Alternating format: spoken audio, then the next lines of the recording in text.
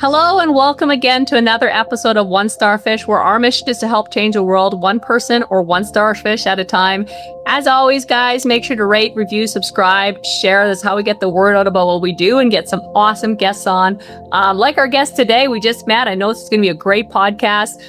Ron is, I guess, in the financial industry a bit too, so that's kind of cool. He's a husband, father, grandfather, and great-grandfather. If you saw him, he doesn't look that old. So don't think that if you're on the podcast. And he helps financial strategies for those mainly under 40. He's got a book called Ghost Money. I just was looking at it. It looks awesome. So we'll get into some of this. Welcome to the show, Ron. Well, good morning, Angela. Pleasure to be here. Awesome. Well, let's get into things. So first of all, you were telling a little bit before that you were a farm boy. You were raised entrepreneurial. And you went into engineering and a few other things before kind of where you're at now. If you want to tell us a little bit about your story and your background and what got you to where you're at now. Yeah, sure. Well, I'm still a farm boy. That attitude keeps me going a lot. But the story is, I grew up northeastern Pennsylvania, very rural setting. Our farm was 7 miles out of small town, so there weren't many people. I was an only child, so I grew up with aunts and uncles and my grandpa and my mom and dad. The farm was the produce side of things. We had chicken and eggs. We did logging. We had sand and gravel. My grandpa raised 8 kids through the Great Depression. So it unknown to me at the time, but certainly very aware now, it was an entrepreneurial venture that sustained itself for many, many decades. My dad, on the other hand, was in World War II, came out of the service, decided that he was going to get into the television and radio business in the late 40s. Good idea at the time. So he opened up Gene's TV and radio repair service and set out to sell televisions. Unbeknownst to him, without doing a lot of research, we lived in a mountainous region of Pennsylvania. The issue there was the TV transmitters were in New York City and in Philadelphia, and television signals just don't go through mountains.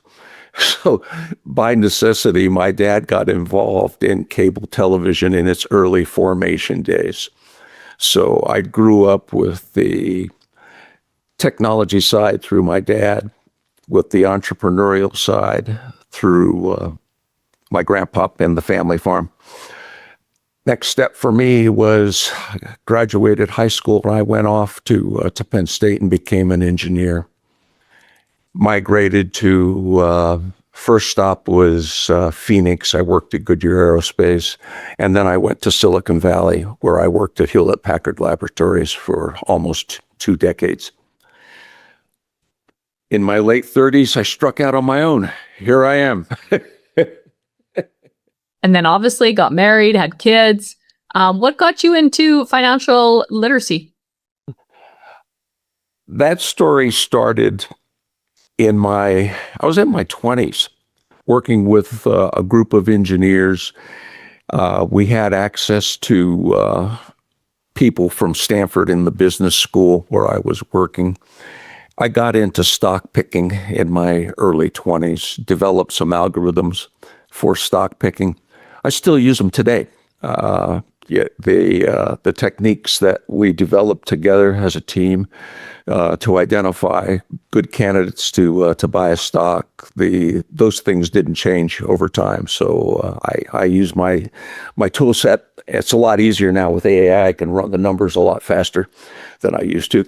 But the focus on stock picking is it's a very technical, mathematically intense process that we go through, and it works. I've made nice investments. I've gotten good returns over the years, but I couldn't have done it without the skill sets that I possess, and I'm aware of that.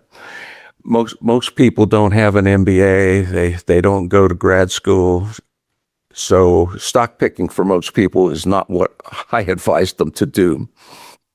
My focus with my kids, grandkids, and hopefully now with the book being out, the great grandkids will pick up on this, is to go with your strengths. And for most people, investing is not a strength. So I coach and direct into strategies for investment where you can get a very good, stable 10% return, do some other things, and in 15, 20, 25 years, be financially independent. That's the focus that I do now. It's not a do this and you'll be a financially independent person in a year or two. No, it's do this, live your life well, and you'll have financial independence in a couple of decades. What do you find some of the biggest mistakes people are having that causes them not to have financial independence at any point in their life? Well, with the youth, it starts off with the tell someone that's young that there's something that they don't know. They don't want to admit it. They don't know. I coach it in the 7 deadly sins arena, and it's the sin of pride. Pride gets in the way of a lot of young people. They think they know it all. They don't want to listen. There is the barrier that we overcome, and with my kids and my grandkids, it doesn't happen. Dad didn't say, "Hey, kill the pride." Okay, it's not doing you any good. The pride goes away in a couple of years. You get beat up a little bit. You learn a few things. Then the lessons of life take over, and you go, okay, I get it. Okay, I got some learning to do here if I want to make my life a little better. Sooner or later, okay, and hopefully it's sooner, people catch on to the fact that if you want to make something of your life, it's up to you. No one's going to do it for you. So that lesson comes at different times for people. I like to coach the folks that I know or that know me to do it sooner rather than later. What is a ghost account? A ghost account is... By the way, guys, if you're like, what the heck question is that? If you look up the book, he talks about a ghost account. So yeah, it talks about a ghost account. That Ron has a definition for a ghost account. A ghost account is multiple revenue streams and minimal debt. Most people start off with one revenue stream, which is paycheck to paycheck living. When you have your second revenue stream, you have a ghost account. You hopefully have taken some of what you have earned in that first revenue stream, invested it wisely, and over a period of time, and here it's not too long, you have this second revenue stream working for you, which is your ghost account. And I work with doubling times 2. A double is a really, really good thing.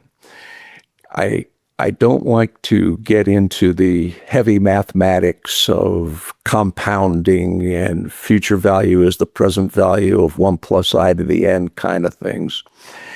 But what people can learn is, let's say you start with $10,000. If you double it, you have $20,000.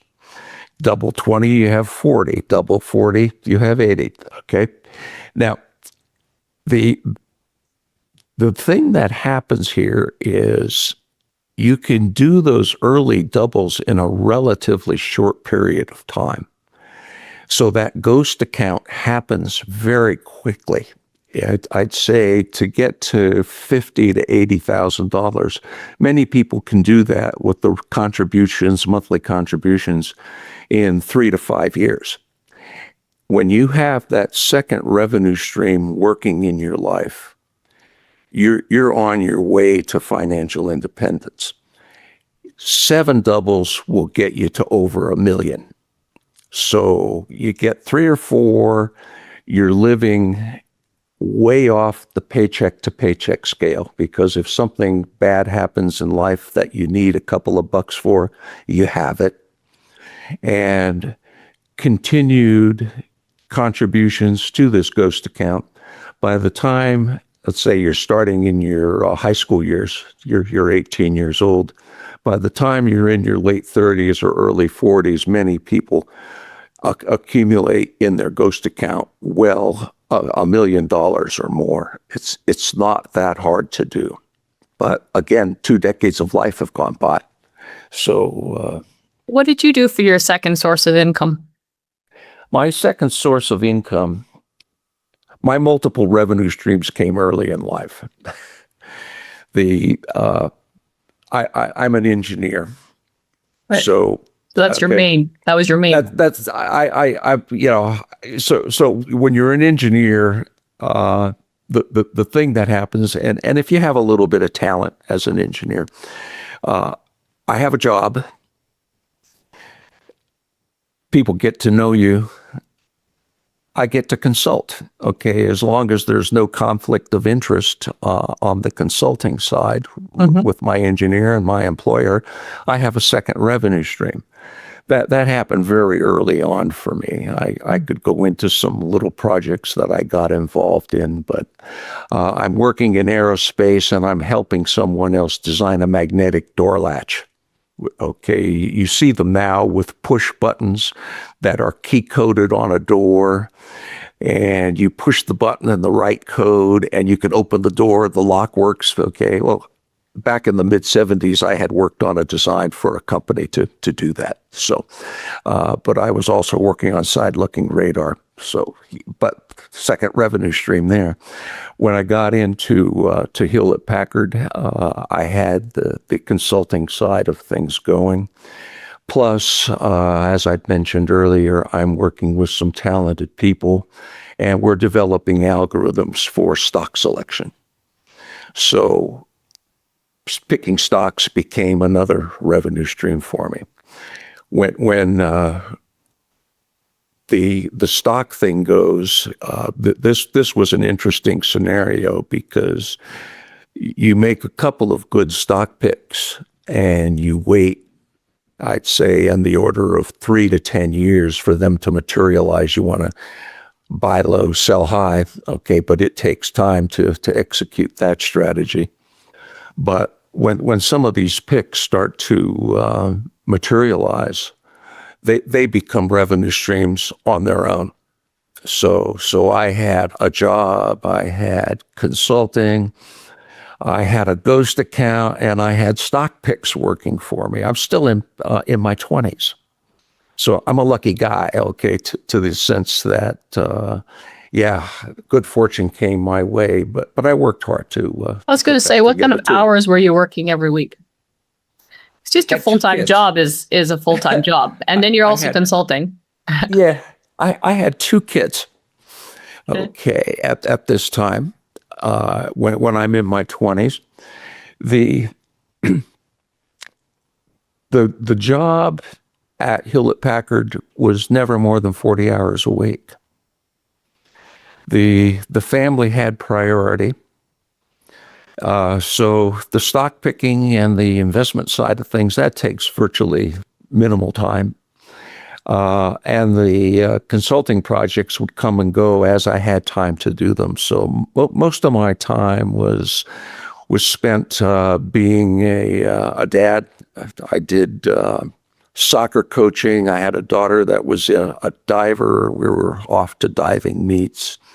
I also have a passion for skiing and biking at the time. I still do.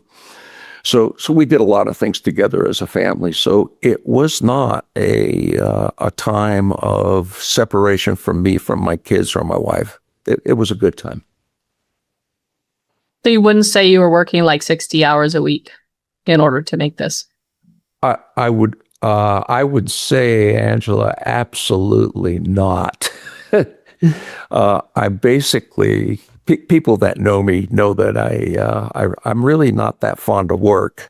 I'd much rather be playing than working, or if I'm doing something, I'd much rather be doing something smart rather than doing it the hard way. So, and if you're smart, you can figure out a way to do it in a shorter period of time.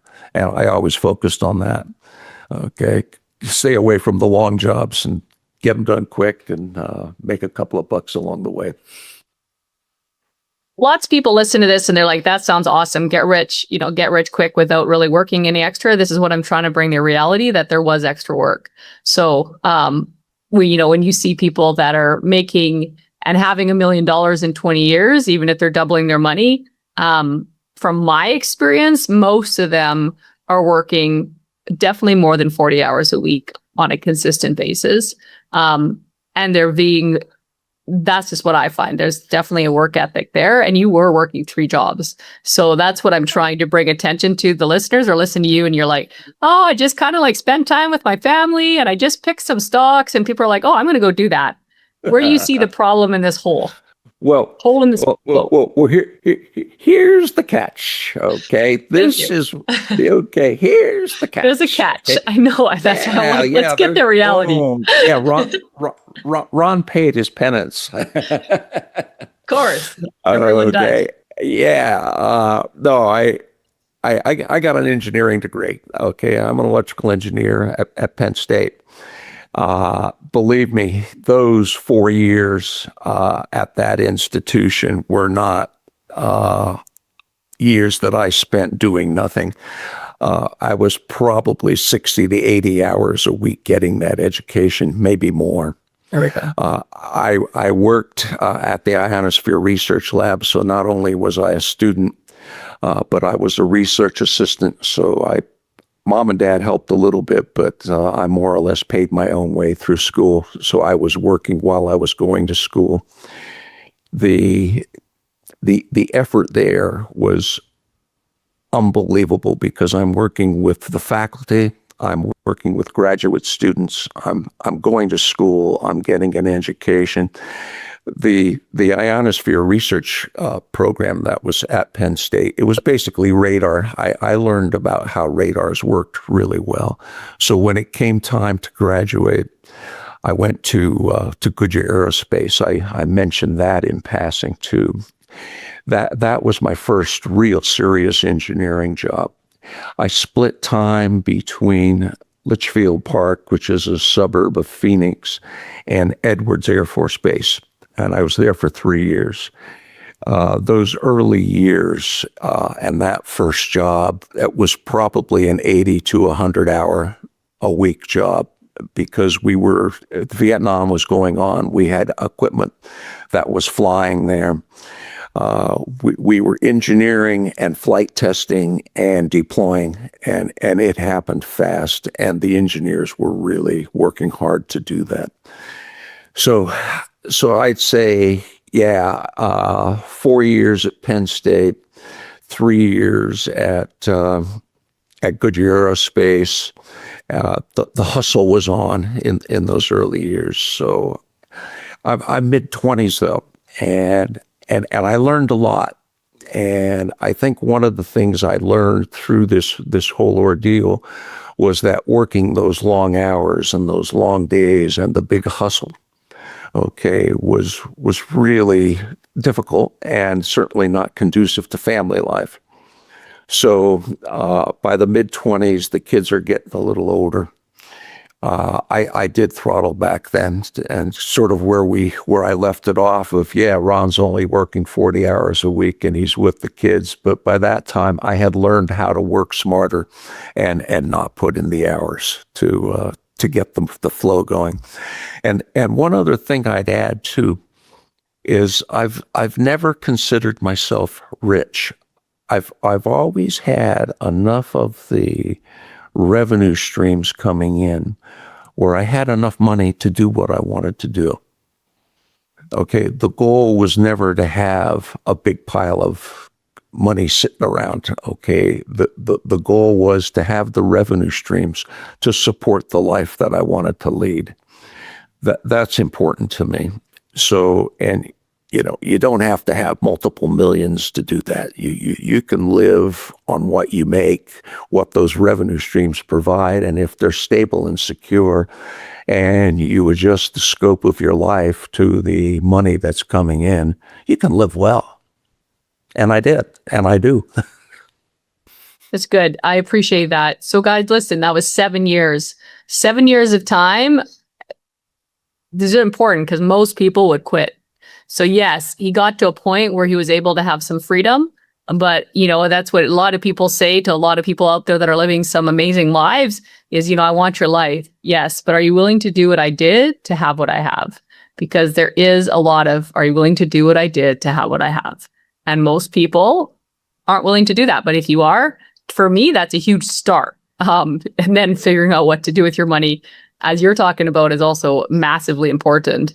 But a lot of people don't even do that initial 4 to 7 years for sure. So, well, if you look at, I'm patient, Angela. There's no doubt, because that's one thing I know is when you make an investment in yourself, it'll take a while for it to pay off, and that's what I did for the engineering education, and I followed through with my master's degree in electrical engineering. I have business training from Stanford. Oh, you might call what I've done. I'm educated. Okay, so I paid the dues. Okay. Getting that education is not easy. So you work hard to pull that off. The biggest hurdle with a skill education is you're working with other really, really smart people. You have to prove yourself. You can't get into the club. You can't get into the good jobs unless you're capable. So that's the education part. I started off, I'm a freshman on my engineering thing. Okay, I'm really not that good. Okay, by the time I'm a sophomore, I'm working with some grad students as a research assistant. I'm learning more. Okay, by the time I leave, okay, I can hold my own with some of the grad students, and I can actually say something intelligent to the professors that I'm working with. That comes with hard work, dedication, and a strong burning desire to advance yourself and to be a contributing member of a group of skilled people. Agreed. And I love that part. You said it takes time, even when you're talking about stocks, which as you said, that's not everyone's forte. So if you're listening, you're like, oh, that sounds easy. I can go do stocks. Let's just say not everyone can do that. So, but even in saying that, you said it was like, you pick a good stock, and you said something about 5 to 10 years to really see the results. And even right there, most people don't have that kind of patience. Agreed. The fundamentals for future growth potential in the price of a stock can be, you can sometimes find them very early on. It's a lot of work. You're doing a lot of research with the numbers that you can get from the companies. I spend a long time before I'll put any of my personal money into making a purchase of a share of stock. And then I wait. So then you wait and you go, okay, here we go. Love that. It's such good advice. If anyone's into stock trading, which I know some people are like, I want to become a stock trader, and you're listening to this, put lots of time in, and then you decide, and then you put lots of time in. And I'll say something, okay, about stock trading. I don't do it. Okay. I don't advise anyone to do it. And here's why. There has never been a sequence of numbers ever created by by humans that can predict the next sequence of numbers from the past. So sooner or later, when you're working on data from the past to predict the future, something is going to fall apart. Mm-hmm. And that's what stock trading is about. It's looking at price data from the past to predict price data into the future. That is really, really, really not easy to do. And to my best knowledge, it hasn't been done yet. So yeah, there'll be short-term gains and successes, but over the long haul, it doesn't work. Good advice. So as you went through some of these did you have very many people that, like, especially at the beginning, even I was thinking, like, you're working so hard. You have lots of people that are like, man, Ron, all you do is work. Did you have that? Oh, yeah. I know you're going to school and you're young and it's like, come have fun. Like, let's go party. I'm sure you had some of that. Yeah, there's one thing that's, Angela, it's pretty hard to do. When you're a techie, the party scene, that's not a part of the game. Okay. You don't do it. You just don't do it. There's if I were, and that's part of the 7 deadly sin kind of thing, okay, where if you think you're going to be out there with the lust and the gluttony and the party scene and doing all this fun stuff and be an engineer and make a contribution to the people where you're working, it's not going to happen. So my life was reasonably straight arrow. I hung out with people that were reasonably straight arrow as well because we worked as a team. We were doing some really great things. So nobody wanted to screw that up by being irresponsible. So yes, responsible behavior takes you through life a long, long way. And yeah, I had a bout with alcohol in my 30s. I drank too much, okay, but I learned that that's not a good plan. So you stop it, and that's the way of life.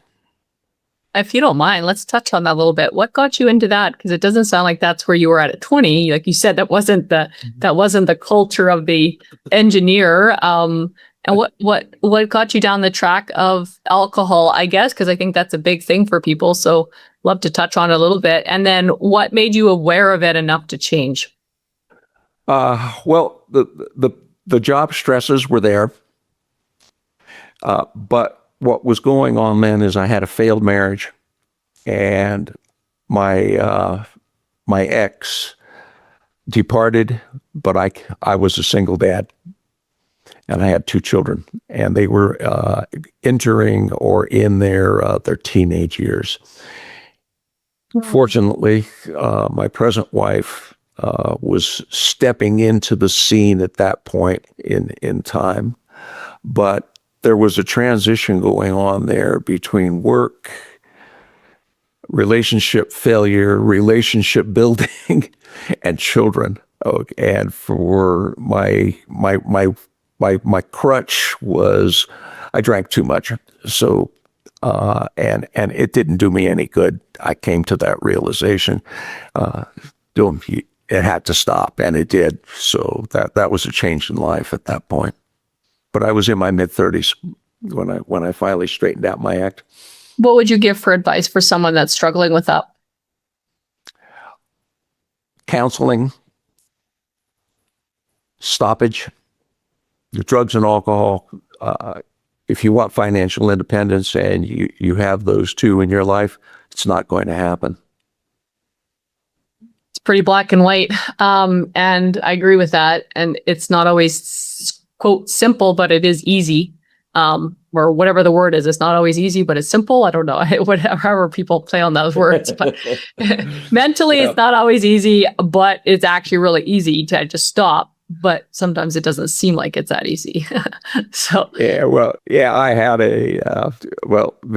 on the level of difficulty scale, I used to smoke cigarettes, okay, and the alcohol was a lot easier to stop than the tobacco. I could see that. It's different for different people. Different for different people. Yeah, definitely. Yeah. Well, good for you.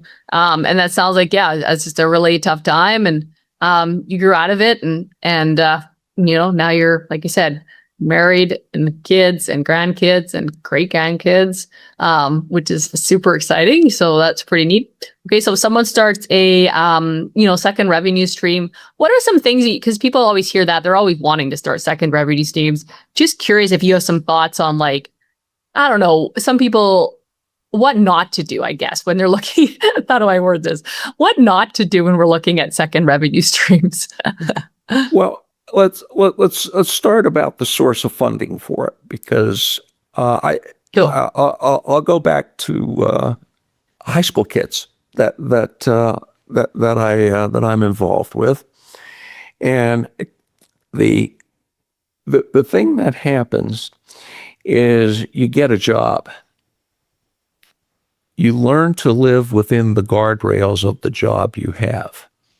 So it's minimum wage. It's 15, 16, 17, 18 bucks an hour. You're working 10 or 20 hours a week. But that's the pathway. You're going to have $10,000 to $20,000 a year if you do that. You're living at home. You have mom and dad paying most of the bills. So you have a lot of free cash flow to invest. So we touched on it earlier. Okay, the basic tendency is, oh, my friends and everybody is trading. I'm going to take this extra money and I'm going to trade. Okay, or I heard about this stock on the internet and I'm going to buy this stock. Okay, my grandson got wrapped up in one called Take-Two. It's a gaming company, but but then they know me, and I go, okay, that's not where I'd recommend that you put your money, your hard-earned money now. We're going to try to take 10 to 20 to 30% of that hard-earned money, and we're going to put it into something. And this is the hard part. This is answering your question. I advise them to put their money into a really, really good mutual fund or two. They first is with the youngsters is, what's a mutual fund, and I explain that, and then I even add the caveat that not only do I recommend you put your money into a mutual fund, but that you put it into a balanced mutual fund, one that's made up of stocks and bonds. Most of them are a 60-40 split. Youth doesn't want to hear that. But if you want a financially independent life in a couple of decades, picking a good fund, a mutual fund or two that's balanced with periodic contributions, that's where you're going to end up with millions after a few decades. That's the sound, solid advice. It's not what people want to hear. So to answer your question, people don't want to hear what I have to say. That's the biggest problem. But there are those who do listen. And when they do, the rewards come their way. And it's happened within the family, with people that know me, and hopefully now with the exposure that I'm putting out there for this style of investing for the ghost account, it's going to catch on. I love that. That's awesome. Guys, make sure to check out the book. Check out all the information you want on Ron. We'll have all those links, of course, in the show notes. In wrapping up, I always have 3 final questions, and then anything we didn't touch on that you think would be really impactful for our listeners. First and final question, if someone was looking for their purpose, what's one sentence you could say that could help them find it? Failure. Cool. You will find your purpose by doing things that kick your butt. You will grow from it. The more failure you have, the faster and smarter you're going to get Hopefully the failures diminish after a short period of time, and you'll learn what you need to do to stop it and get on with a really productive life that you, especially in the employment side of things, to get into a job that you enjoy doing and can do it every day and have fun doing it and make a difference for other people. That's good. I like it. Number 2, what's a favorite quote and why? A favorite what? Quote. Like Book? A quote. A favorite quote. Oh. Live where you play. Live where you play. Live where you play. Cool. I like that. What's third and final question is, what's one word or sentence you want on your gravestone? I'm so close to that time now. No, you're not. 78 years old, Angela. Boy, what do I want on there? Okay. He made a difference. Well, I like that. All right, you run into someone in the coffee shop. By the way, you do not look like you're 78 years old. For anyone on YouTube, you'll acknowledge that. But you run into someone in a coffee shop and they listen to this and they actually are taking your advice and doing the balanced mutual fund, stuff like that, ghost account. What's something we didn't touch on that you think would be really impactful to leave our listeners with? The behavior drives your future life. The behaviors to avoid: become familiar with the 7 deadly sins that are out there. Don't do them. If you fail the 7 deadly sin test, figure out where the failures are and correct it. That's very good. Guys, make sure to follow Ron, check out his stuff, all of that kind of good stuff. If we can go out there, if we can change one person or one life at a time, one starfish, together, we can help change the world. Thanks for being on.